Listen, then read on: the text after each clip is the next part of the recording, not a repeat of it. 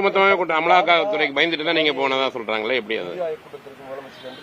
எங்களுடைய முதலமைச்சர் அவர்களை பொறுத்தளவில் பயம் என்பது துளியும் இல்லாதவர்.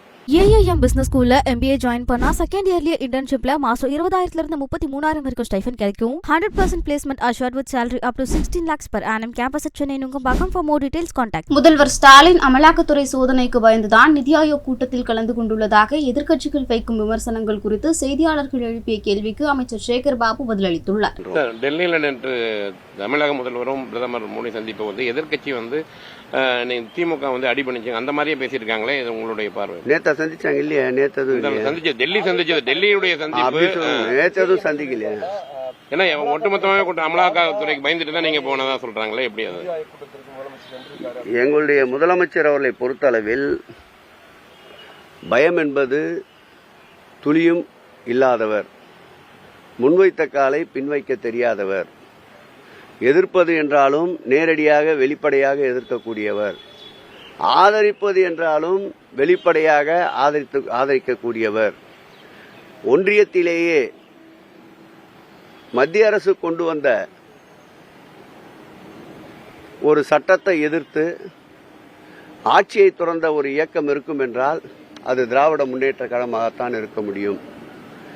நெருக்கடி நிலையை பயன்படுத்தி கொண்டுவரப்பட்ட சட்டத்தால் பல்லாயிரக்கணக்கான திராவிட முன்னேற்ற கழகத்தவர்கள் கொடுஞ்சிறை மிசாவை சந்தித்த போது கூட அதிலிருந்து பின்வாங்காமல் உறுதியாக நின்ற இயக்கம் திராவிட முன்னேற்ற கழகம்.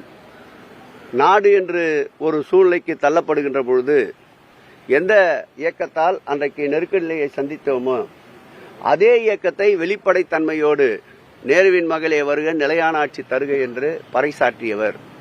ஆகவே ஆதரிப்பது என்றாலும் வெளிப்படையாக ஆதரிக்கின்ற இயக்கம், எதிர்ப்பது என்றாலும் வெளிப்படையாக எதிர்க்கின்ற இயக்கம்.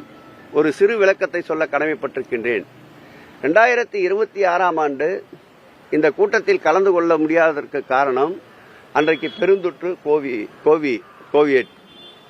அதன் பிறகு நடைபெற்ற கூட்டத்தில் அன்றைக்கு கலைஞருடைய நினைவு நாளை ஒட்டி அந்த கூட்டம் வந்ததால் நிதியமைச்சரை அந்த கூட்டத்தில் பங்கேற்க செய்கிறோம் என்று சொன்னபோது நிதியமைச்சர் தேவையில்லை என்று மறுத்ததால் அந்த கூட்டத்தில் பங்கேற்க முடியவில்லை. மூன்றாவது முறையாக நடைபெற்ற கூட்டத்தில் மாண்புமிகு முதலமைச்சர் அவர்கள் அந்நிய முதலீட்டை ஈர்ப்பதற்காக வெளிநாடு சுற்றுப்பயணத்தில் இருந்ததால் அந்த ஆண்டு அந்த கூட்டத்தில் பங்கேற்க முடியாத நிலை.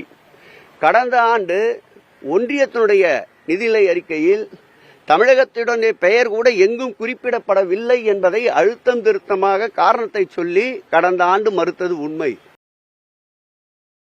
செய்திகளை உள்ளது உள்ளபடி தெரிந்து கொள்ள ரெஃப்ளெக்ட் நியூஸை சப்ஸ்கிரைப் பண்ணுங்க.